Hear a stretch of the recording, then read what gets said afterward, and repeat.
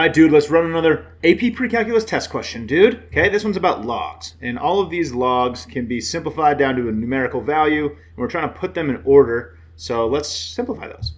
We can start with this one, log base 9 of root 3. So a square root is the same thing as raising something to the 1/2. So we can do this. Then we can use the definition of a log to change this into exponential form.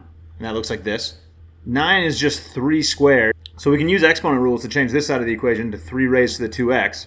And since both sides of the equation have a 3 on them raised to an exponent, we can actually set those exponents equal to each other, getting 2x equals 1/2. So for that one, x equals 1/4. So that whole log simplifies down to 1/4. So the next one looks pretty different, but there's a log rule that says if you raise something to log base something, that same something, and ln is log base e, so we're raising e to log base e, you get whatever is being logged.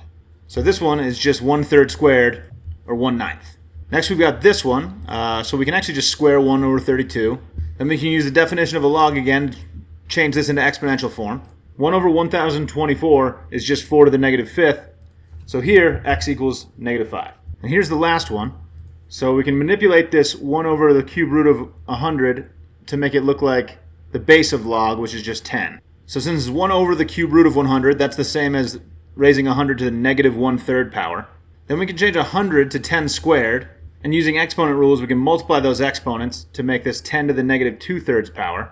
Then using the power rule for logs, we can bring that power out front.